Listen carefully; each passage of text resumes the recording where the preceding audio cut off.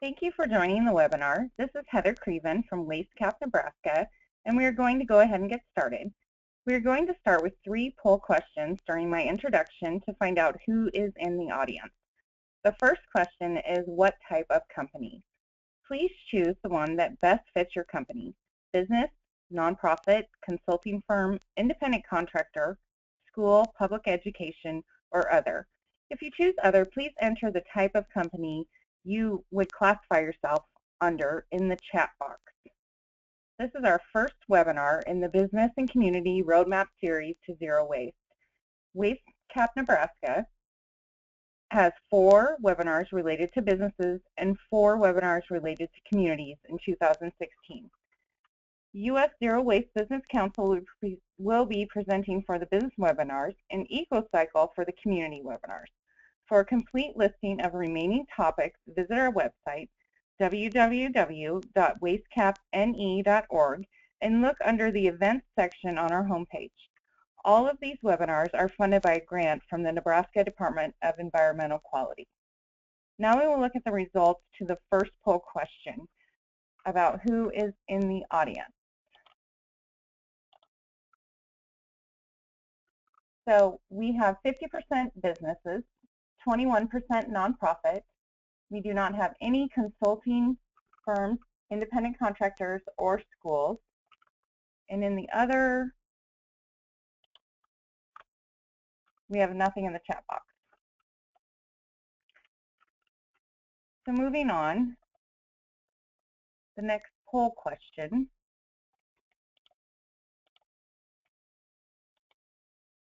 is, again, related to who is in the audience.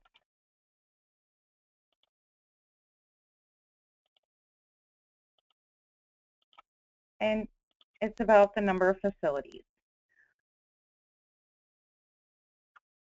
If you have 1 facility, small, under 20 people, 1 facility, medium, under 500, 1 facility, large, multiple facilities in the United States, or international facilities, please answer what is most appropriate for your facility.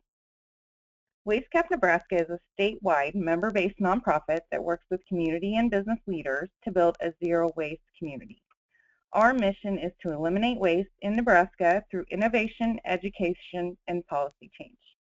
This webinar from the United States Zero Waste Business Council provides the basics for those who are just starting their recycling program or want to take it to the next level. Attendees will also be provided the background on zero waste, learn how to measure their waste, recycling and composting, provide strategies for reduce and reuse, and help decrease their waste bills. This webinar is appropriate for both small and large businesses alike. So let's look at the results on our second poll question. So on the facilities question, we have 27% that is 1 facility, small, under 20. We have 47% that is 1 facility, medium, under 500 people. We have 13% that is 1 facility, large, and 13% that is multiple facilities in the U.S. So our last poll question is regarding diversion for landfill and incineration waste to energy. Your choices are 0 to 24%, 25 to 49%, 50 to 74%, 75 to 89%, or 90% and over. Stephanie Barger founded the United States Zero Waste Business Council in January of 2012 to meet the growing need for educational resources, peer-to-peer networking, and third-party certification for businesses across the nation. She has more than 25 years of experience in environmental stewardship, employee training, management consulting, and business relationship development. Stephanie holds a Bachelor of Science in Business Administration from San Diego State University. In her spare time, she raises guide dog puppies for the blind and advocates for humane treatment of all creatures, great and small. During this webinar, please type your questions in the chat box as they come to your mind, and they will be answered at the end of the presentation. A recording of this presentation will be available afterwards on our website in the archives at www www.wastecapne.org. Before I turn the presentation over to Stephanie, I want to take a look at the results from the final poll question.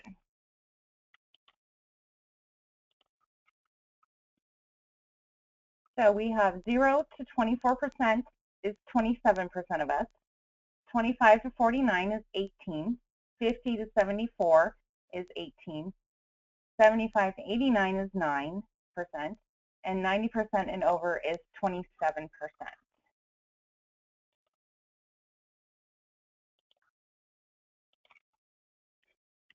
I want to thank you all again for attending this webinar, and I am going to now turn the presentation over to Mrs. Barger, and there will be a slight delay before she begins.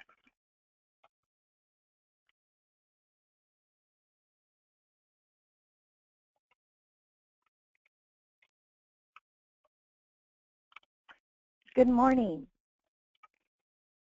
Thank you again, Heather and WasteCap, for having me conduct these webinars. We're very excited about our partnership with WasteCap Nebraska, and we're looking not only to be a mentor for them, but a resource so that we can expand the zero waste message and education throughout the U.S.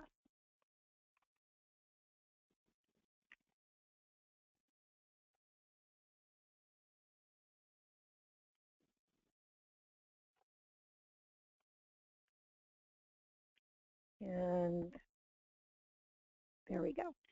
Little delay and the screen changes. So today what we're going to cover is what is zero waste, what is waste, especially what's in your trash cans. Zero waste is good for business, the steps to zero waste, and a couple of case studies. At the end, we'll take question and answers. And I do appreciate you completing the poll so that we can direct the message, make it relevant for everyone.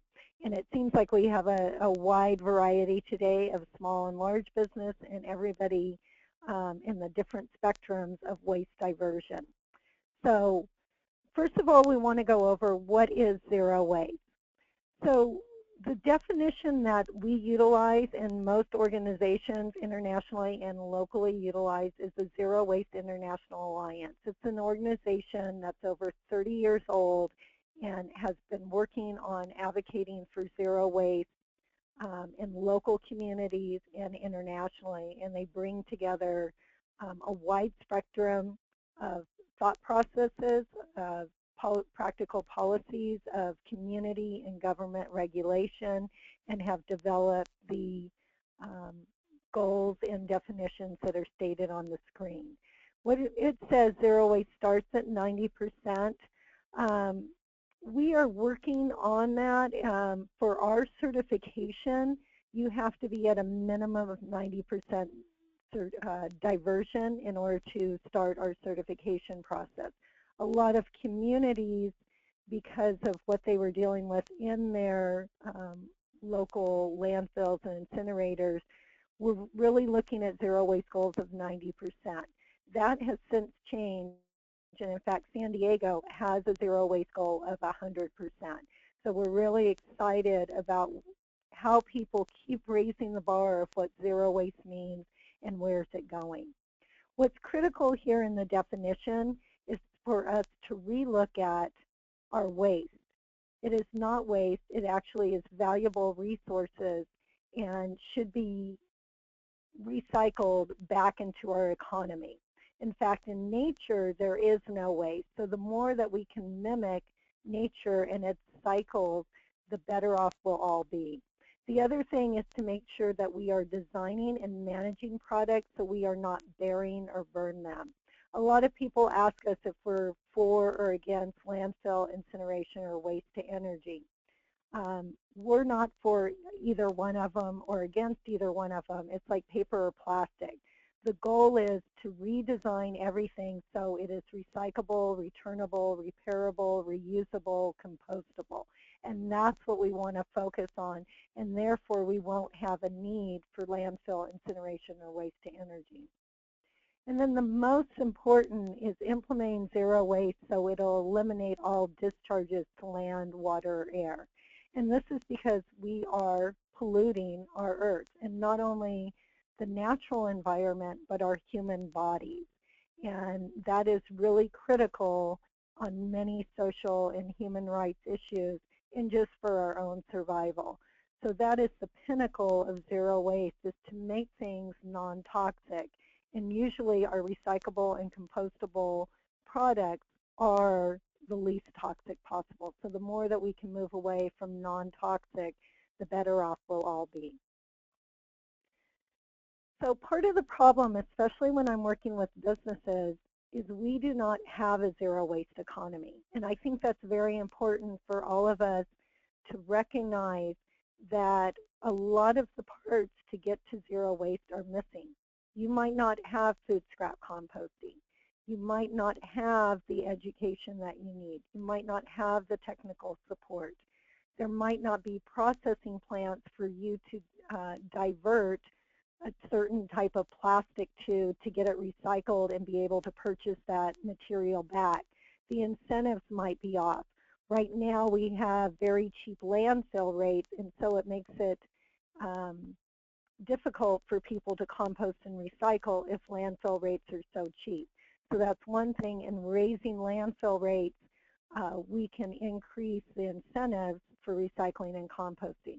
The empowered consumer, we need to be very aware of the consumer nowadays because they have more information than ever before, which is a good thing, and they can assist you in your journey to zero waste. And then producer responsibility.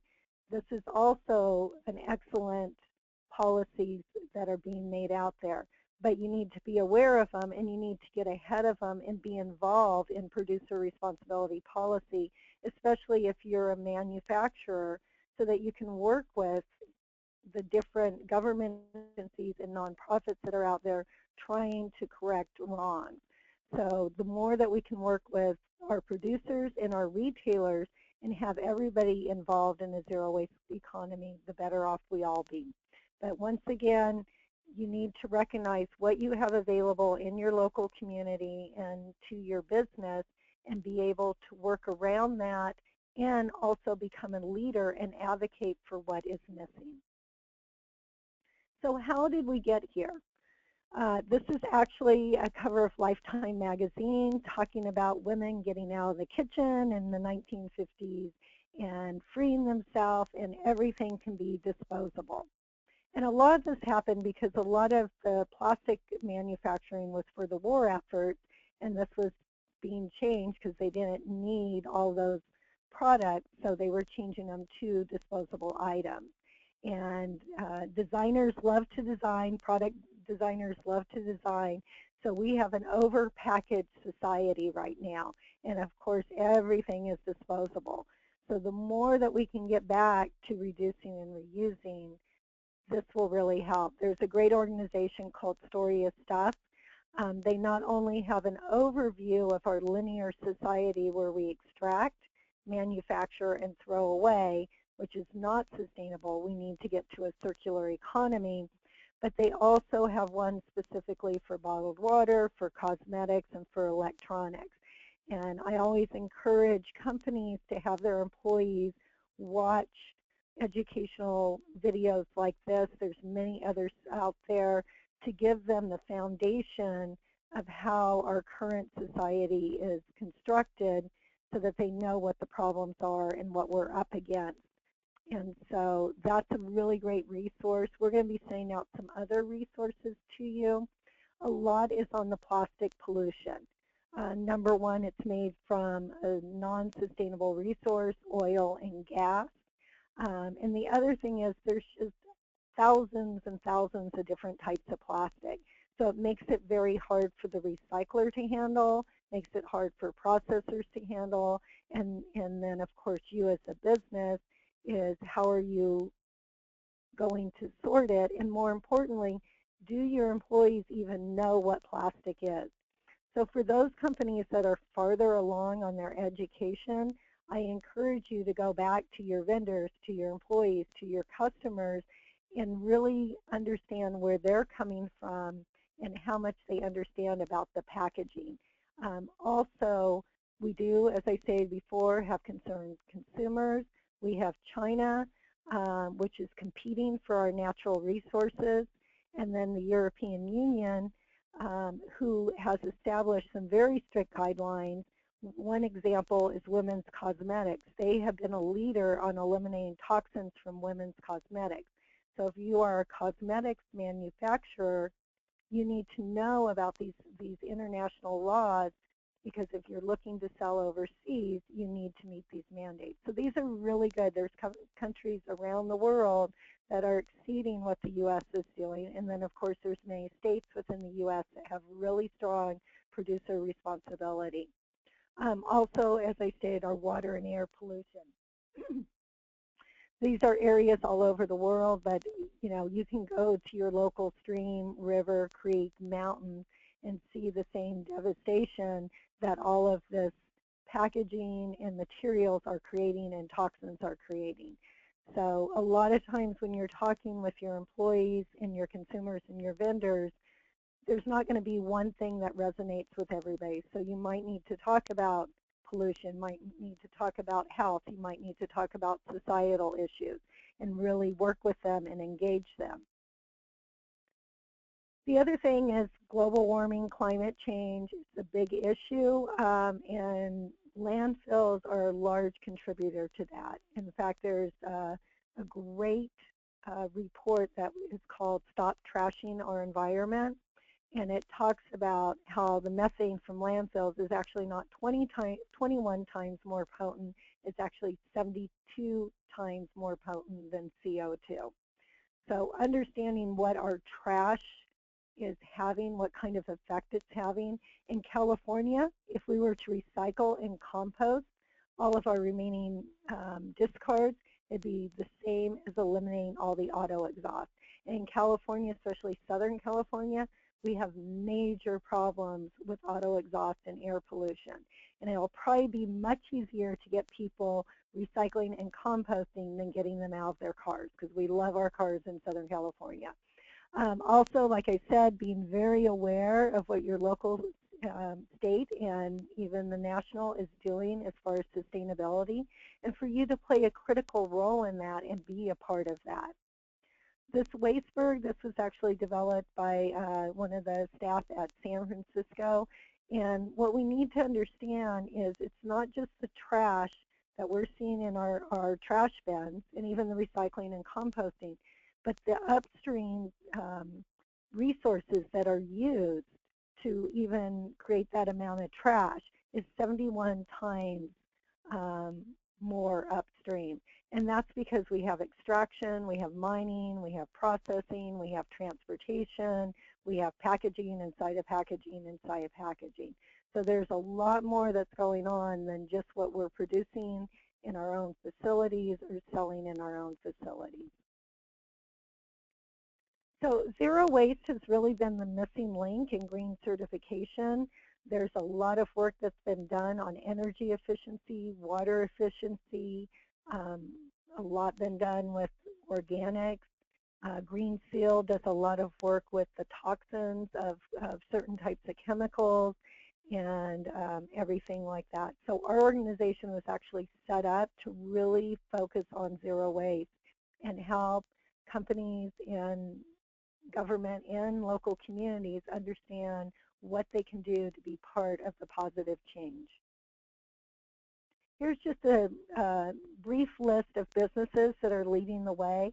And I think what is most important here is we have wine companies, we have fairgrounds, we have Disney, we have manufacturers, we have clothing companies, we have aerospace. So there's any company can get to zero waste, whether you're a very small company or a large one. Our office is 3-4 employees, and even as a small company, we practice zero waste and achieve high levels. And in fact, I encourage you as small companies, it's actually easier than working with an international company, because semi-like government, there's a lot of bureaucracy and it takes a lot of time to change policies, where with small and medium companies, you can make quick, nimble changes to help you reach your zero waste goals. Just a little overview of what we do here at US Zero Waste. Our goal is to create a solid foundation that advances the integrity and credibility of zero waste. And that's really, there was so much confusion out there in the marketplace of what zero waste means, what the activities are, how do you count diversion. And our goal is really to gather all that information and be a funnel to get that information back out to the local communities and businesses. So we want and appreciate any feedback, any information that you can provide us. We were set up very much like the U.S. Green Building Council, and they're a very strong partner of ours. We offer certification of facilities. So we are certifying the operations, not the products or services. There's a lot of other great companies that certify products and services, including Green Seal, Cradle to Cradle, and many others. We also know it's very important to educate professionals on how to get to zero waste. And I'll talk a little bit more about that, but WasteCap Nebraska, their staff has actually been through our zero waste training program, and they're available to help your company get to zero waste. So what are some of the drivers? Because where we really approach this is good for business.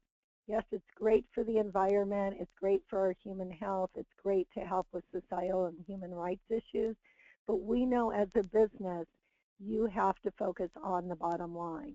So number one, it saves money. And we're not talking a couple of $100. We're talking thousands, hundreds of thousands, millions, and even $1 billion. Procter & Gamble, through their purchasing department, saved $1 billion by focusing on zero waste. And that's what we want everybody to know. This is big money. It's big savings to your bottom line by diverting from landfill incineration. But more importantly, when you look upstream to reducing and reusing, those are where you really make a lot of money and save a lot of money. Also, the more that you can sort your recycling and even your composting, the more money you make, because now you've transitioned that into a commodity. So you can have your number one plastic bin, you can have your white paper, your cardboard, your film plastic, and work with your haulers and recyclers and the processors to make sure that you're helping to create a circular economy. It reduces liability just by removing toxins, and we'll talk about some other examples. Of course, increases efficiency just simply by your employees not having to handle as much packaging. Reduces greenhouse gases, gives you a marketing edge. The millennial generation is looking for those green companies to be employed by, to buy products from, and to help promote. And then, of course, it saves energy and helps produce clean energy. And it's the right thing to do. The other thing is growing a new economy. Our current economy is still suffering, and part of that is because we're a throwaway linear economy. So we need to recreate that. By practicing zero waste, you are helping to build those green-collar jobs, to support green businesses, to reserve sufficient land. We can turn all of our landfills into resource recovery parks, where there's a processing plant right there to help remanufacture mattresses, to reprocess cardboard, to capture our food scraps and turn them into valuable organic soil. And then, of course, we need to buy green goods and services. And I always tell people, if you're not buying recycled materials, then you're not really being efficient with your recycling. In fact, your recycling will end up in the landfill unless you're purchasing it back. The other thing that most people don't know is the recycling industry is as large as the auto industry, yet nationally we're only recycling 30 or 40%. So if we increase our recycling, we can increase jobs. And in fact, for every 10,000 tons of solid waste at the landfill, that's one job. If we move it up to composting, creates 4 jobs, recycling 10 jobs, and if we get into the reuse business, that's 75 to 250 jobs. That's a huge impact on your local economy. As I discussed, this is about the money, And the more that you go upstream to reuse, reduce, rethink, redesign, that's where you're really going to help the environment and your bottom line. Toyota was recycling their cardboard in their distribution system, and they were saving $1 million a year. They went to reusable shipping containers, and they saved $13 million a year. So that is big money. And this graphic outlines not only the amount of savings, their timeline for implementing it, but their positive environmental impact. I'm showing you our overview of our scorecard system. We will be sending out our summary checklist. This is available on our website. And what I encourage companies to do is to take this summary checklist and design your zero waste plan. So you can look at redesign, and you can look at the 4 credits under there and say, are we doing these? How can we do them? Can we implement them? Same with zero waste reporting. That is a big issue because most people are not even looking at their waste bills, their recycling, their volumes, their weights, and really tracking those and understanding their impact on them. You know, training your employees. There's several different ideas on how to train your employees, and we'll go over a few of those. The big thing is to know your trash, and that's what's different about a waste audit versus a zero waste audit. A zero waste audit, you actually not only just sort it into recyclables versus compostables versus trash, but you delve down into it and you want to know how many number 1 plastic items you have. And within those number 1 plastic, are they water bottles? Are they containers that employees are bringing in from home? Are they part of your manufacturing process? And this is, RICO actually goes into each department and goes through the receiving and looks at everything that's coming in and then puts it up on the board, and they work through the process to see what they can do to eliminate packaging, excess materials, go back to their vendors and redesign it. So your zero waste audit is not at your dumpster, it's actually at your receiving and looking at your purchasing and understanding what's coming in your back door. And of course, if you're a retailer or have a large amount of employees, you need to look at what's coming in your front door, because sometimes you can't control what your customers are bringing in. And so you need to be able to identify that, but part of that process is to educate your customers, you know, what truly is compostable, recyclable, returnable, and help them work through that process. We use 12 market categories to help companies identify what their waste is, what their recycling is, and what their composting. And it's very important that you're not doing waste audits only on your trash, but you need to go into your recycling and your composting and also do a zero waste audit and identify all the different types of materials and start asking, how can I reduce that, reuse it, return it, repair it, refuse it? So these are just a couple of examples of the 12 market categories.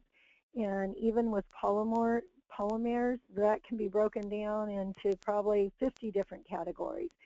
So the main thing is when you're looking at starting your zero waste program, you want to divide them up, and then you want to find out what has the most value, what's most toxic, and what has the most volume.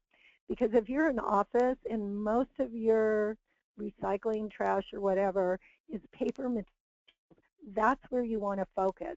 You want to focus on those paper materials and make sure every single one of them is getting into the recycling bin, or you're working on reduce and reuse.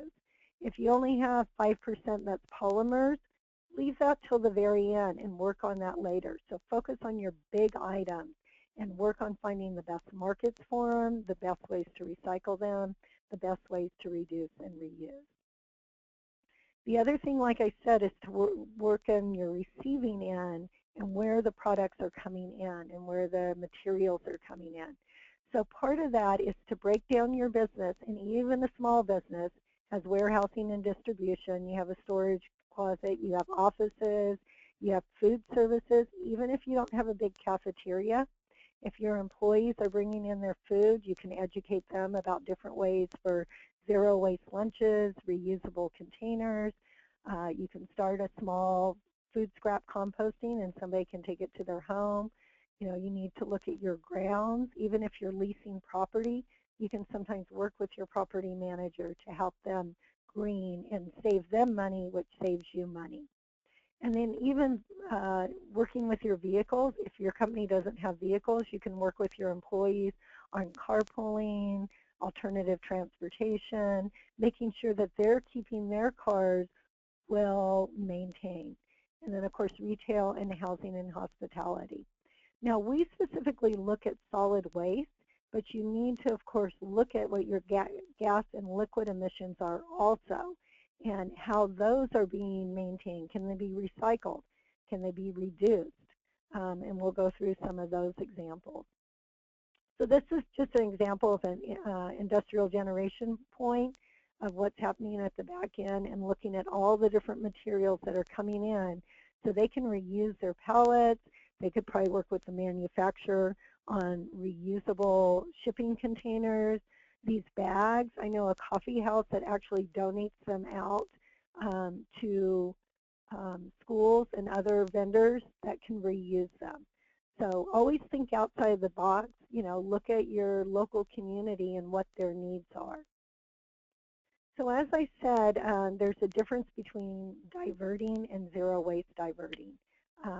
Diversion is usually calculated using how much you're generating, but with our zero waste certification, it's about tracking all of your diversion. So are you donating? Are you tracking that? Are you, do you have a paper reduction?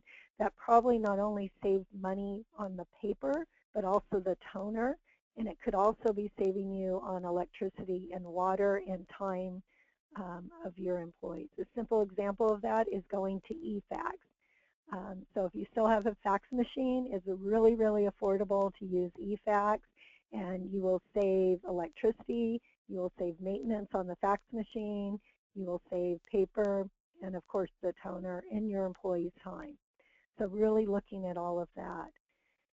And it's very important that you're not only looking at your trash bills, but you're looking at your energy bills, your water bills, your recycling, your shredding. And we're going to go into this more in right sizing, but a lot of it is affected by one activity or another zero waste activity in a positive way.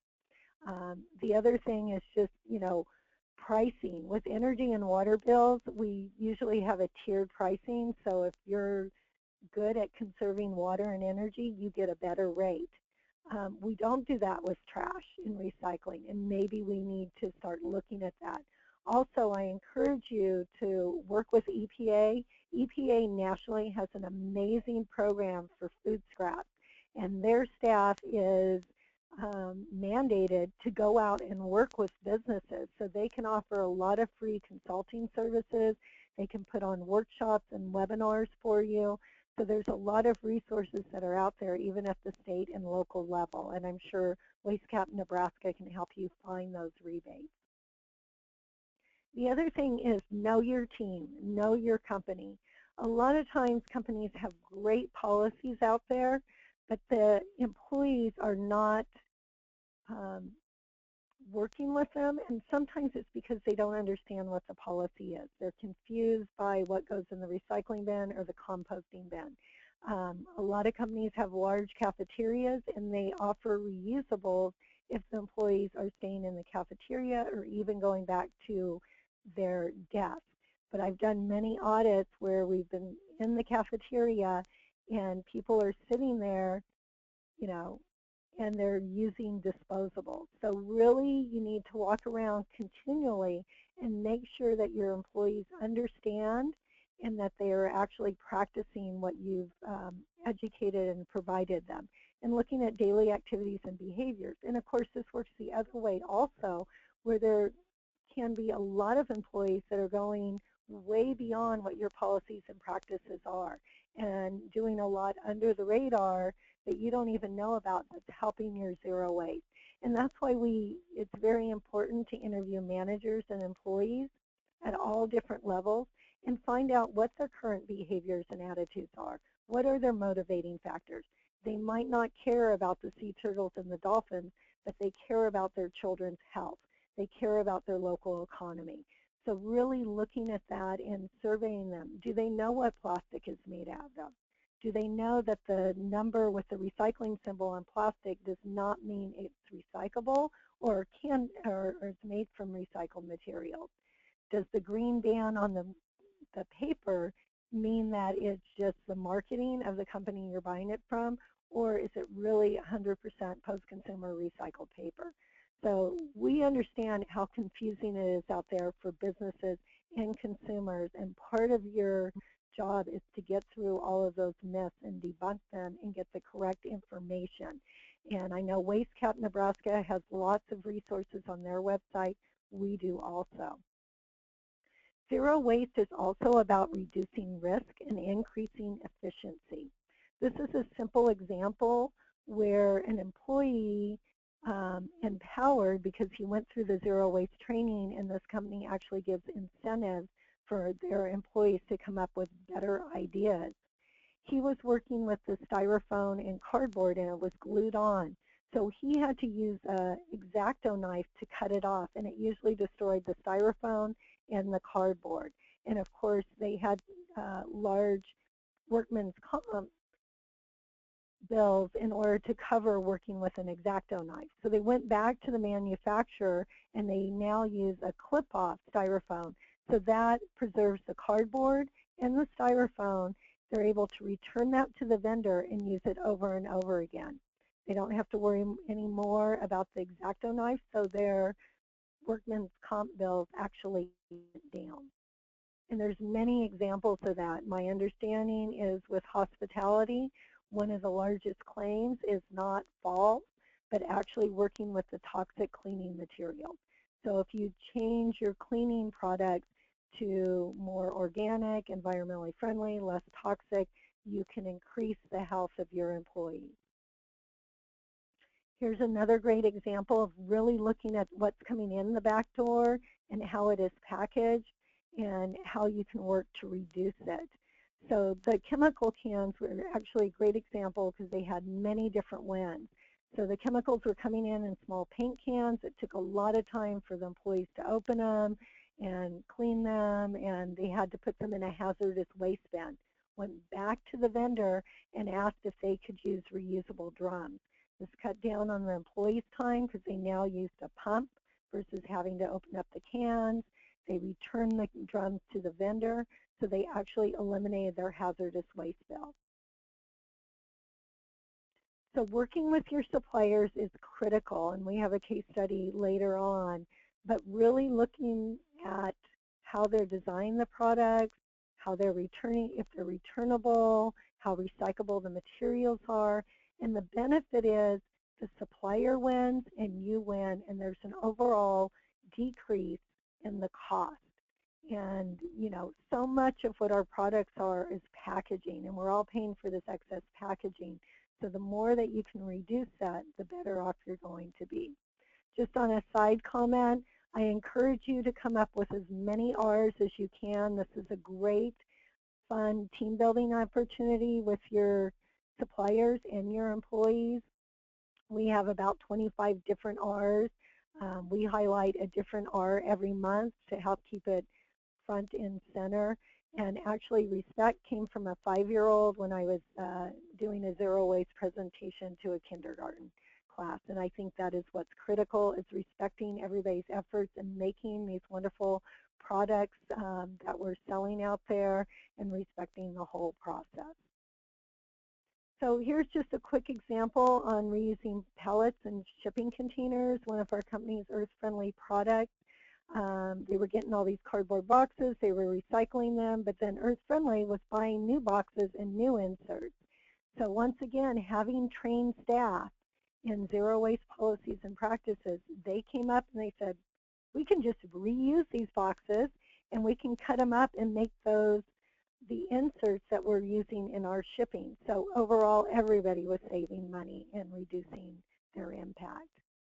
Leadership is key, and for those of you with small and medium-sized businesses, you can get to leadership, or you are leadership, and just getting really engaged and having a passionate leader. For those of us you that work with large companies, it might be a little bit more challenging. However, I encourage you to make this your highest priority with your zero waste plan. And like I said, sometimes it's all about the money. And if they really understood how much money they were wasting on over-packaging, on sending things to landfill incineration, on not source separating their recyclables, and really delving in and training their employees.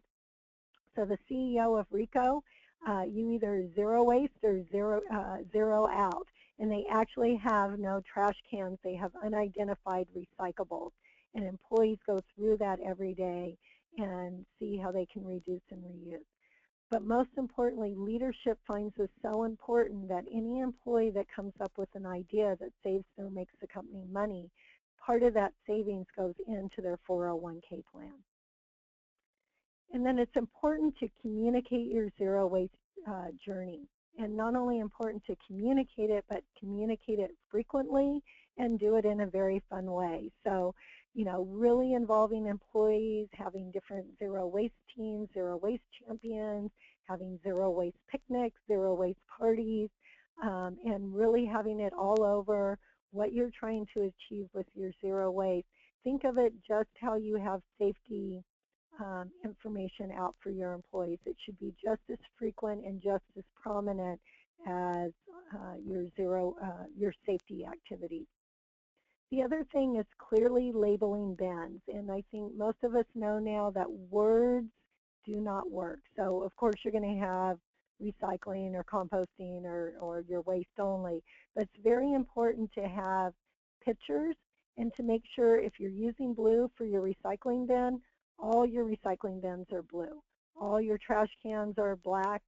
All your organics are green. And what we've also found is if you are continually going through and double checking that there isn't contamination in your recycling bin or composting or trash, if you're continually finding like a paper cup in your composting bin and it's actually not compostable, then what you need to do is take a picture of that and put a big red X on it and put that on your composting bin. If you're continually finding soiled paper in your recycling bin, take a picture of it and put a big red X on it. So when people walk up, they can go, oh, that does not belong there. There's a lot of great organizations, Recycle Across America, StopWaste.org. They already have stickers. They can customize them. You can download posters along with the stickers. Then I always encourage people to go to the no-brainers. This is kind of the old school. We did survive once without plastic and all these disposables. So, do we really need straws? Especially if you're in a restaurant or, at your business. The other thing is reusable napkins, having large containers with ketchup. We actually have a reusable co-op through one of our partner nonprofits. So anytime anybody's having a meeting or an event, you can check out up to 300 plates, napkins, silverware, anything you need, glasses, everything, and for free, and then you can take it, wash it, and return it. The other thing is zero trash zones. So maybe you just set up an area or an event and trying to work so there is no trash in that area or no trash at that event. And that's a really fun way to engage people. And remember, you don't have to be successful at all of these. What's most important is just getting people engaged and getting them to try it.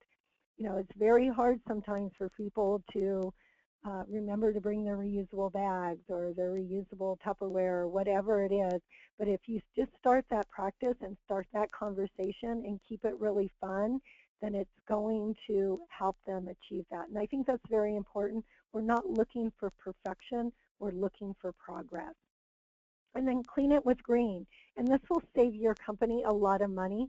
Using vinegar instead of buying a whole bunch of cleaning products, using actual towels that you can throw in your washing machine versus buying and using a bunch of paper towels. Those are simple things. With your sodas, switching back to glass and aluminum, they get recycled over and over and over again into that exact same product, versus a lot of plastic is downcycled. I do have to say that I applaud a lot of the companies that are selling beverages. They have really changed their packaging, and now you will see the bottles actually have 30, 50, 100% recycled content in them. And we need to continue to push that. So when you're working with your vendors, let them know that you're going to make a priority for recycled content. And you can work with most of the large office vendors, Staples, OfficeMax, Office Depot, and you can actually switch your online ordering from the cheapest to the greenest, and they can set that up for you.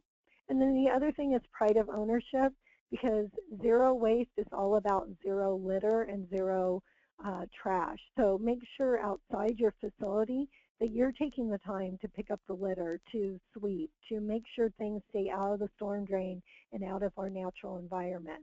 In-N-Out actually has a policy that their employees need to walk around at least, I think it's a block of any In-N-Out, and make sure none of their In-N-Out product is out there on the street, on the gutter, on the sidewalks, on the lawns. It might not be practiced everywhere, but it's definitely a policy that they have implemented.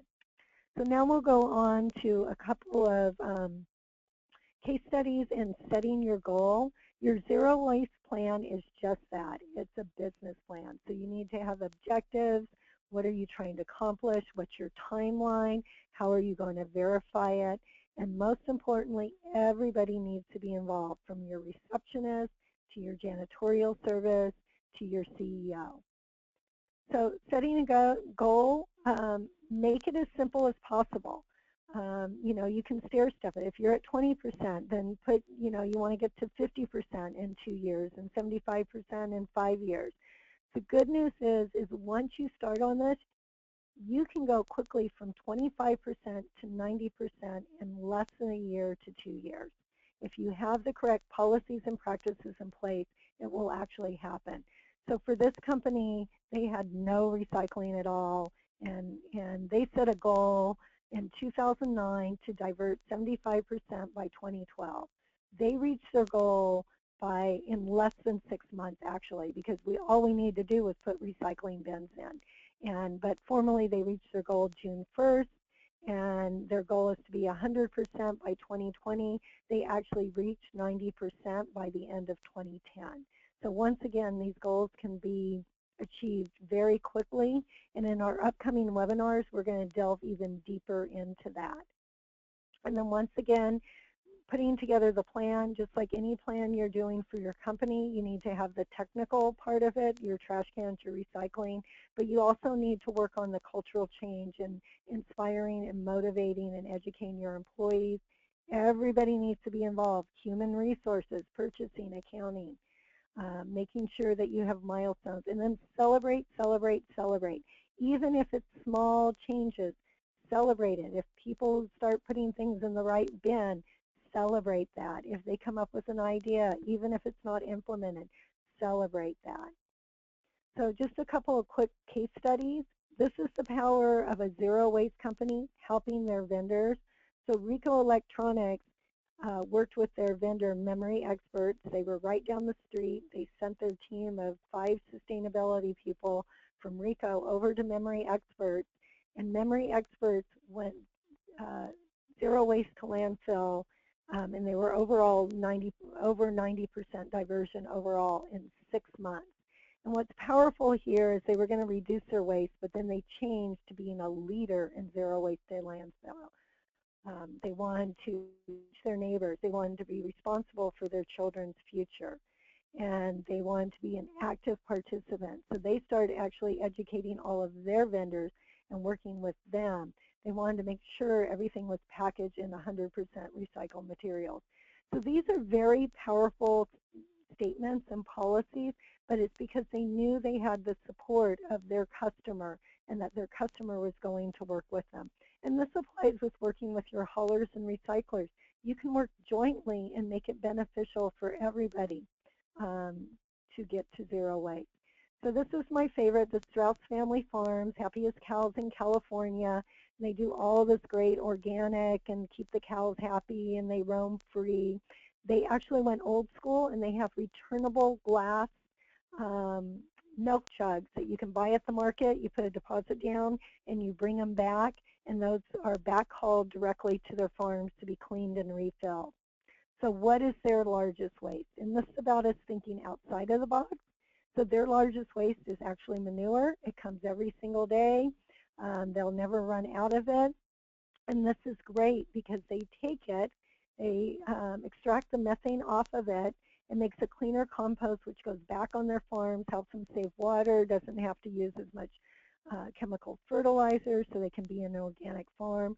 They produce 90% of their energy. So they don't have to worry about the fluxes in the market. Their energy pricing is very, very consistent. They don't have to worry about blackouts. They don't have to worry about all those challenges that a company might have. So there's tons of different ways that you can incorporate working with your local community on creating clean energy and reducing your waste and creating jobs. So just a little bit more about our zero waste certification. And I just want to give a plug here for WasteCap Nebraska. They are offering consulting services, and I encourage you to work with them. I think they're probably very affordable. And what's great is they're there in your local community, and they're going to take those lessons learned and all of those materials and products and policies that they're going to create and share them to increase the zero waste economy there locally in Lincoln and throughout Nebraska. So I encourage you to give them a call and work with them on your audits and your trainings and working together. Just wanted to give a quick plug. We are having our 5th annual National Zero Waste Business Conference. If you want to come and learn from the best of the best and see what zero waste is all about, we'd love to help you. And then here is our contact information. So please join us on Facebook, LinkedIn, Twitter. I just want to let you know our LinkedIn account is very active. You can post questions there and get answers and just share with a larger community.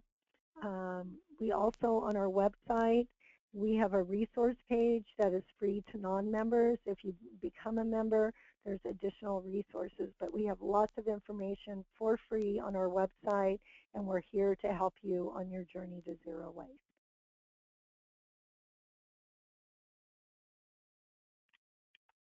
Thank you so much for your time, Stephanie. We do have some questions. The first one is, how long does it take to be zero waste certification? So for the certification, you need to be at your 90% diversion. You need to have that documented for at least 12 months. But, and then I have another. Oh, go ahead. Go ahead. No, go ahead. I just wanted to let people know, if you know, whether you go for certification or not, and if you're at the lower levels, if you get the correct policies and practices in place at the beginning, get leadership on board and get your employees trained, you can move very quickly from wherever you're at to 90, 95, 98, 99. And it's not just about diversion, it's about saving and making money and being a more efficient business. And then I have another question. As an end user of RICO products, namely printer cartridges, toner bottles, and similar printer supplies, recycling these at the end of their life is not user-friendly. Does this factor into a zero waste certification for a company? Yes, we do. That's the difference between if you're bronze, silver, gold. We have zero waste practices for, you know, what are you doing to help your customer? Are your products, you know, 100% recyclable, returnable? And, you know, once again, these companies, they have a lot of great policies and practices, but sometimes the trickle down doesn't happen. So once again, I know RICO would love to hear from you, and there's, you know, it's different. The manufacturing is different from the marketing, but with any company you're working with, make sure you're going on their website, make sure you're calling them, make sure you're talking to your salesperson and pushing back and say, look, we want to be a zero waste company. You need to either get us another product, get us different packaging, You need to help us get there, otherwise we're going to another vendor. So, you know, make sure you're pushing back. Make sure your salesperson is getting you their most environmentally friendly packaging and product. Because I know a lot of these electronic companies, you can send everything back to them and they will properly take care of it. And then we also have another question talking about the washable dishes for events for free. Mm-hmm. Who does that in your community? It's our partner organization, Earth Resource Foundation. And they share an office with us, and we just have a storage closet, and a lot of that has been donated to us. And a lot of times when organizations utilize our reuse co-op, instead of donating, they help give us more supplies. So Goodwill is a great place, and honestly, you can just reach out to your local community. And even for your offices, you know, if you're looking for plates and napkins and spoons, they don't need to match, right? So you can just ask your employees to bring in their mixed match plates and silverware and napkins and do that. And as a community, if you're a nonprofit, to set that up. And we have, you know, for-profit companies actually use it and give us a donation for utilizing that. And individuals, if they're having a birthday party, they rent it and give us a donation. So it's a great resource, and it really educates a lot of people. Well, Stephanie, I think we are out of time. I want to thank you so much for all of the valuable information. I also want to remind everyone that a recording of this webinar will be available on our website at www.wastecapne.org. You have to go to the About Us section and then look under the Archives. A link will also be emailed to you. And I do, again, want to just remind everyone that WasteCap will be offering consulting services to meet the U.S. Zero Waste Business Council certification. And if you are interested or have any questions, please feel free to give us a call, and our phone number is 402-436-2384. And again, Stephanie, I thank you so much for your time. Thank you, and thank you everybody for being on the journey to zero waste.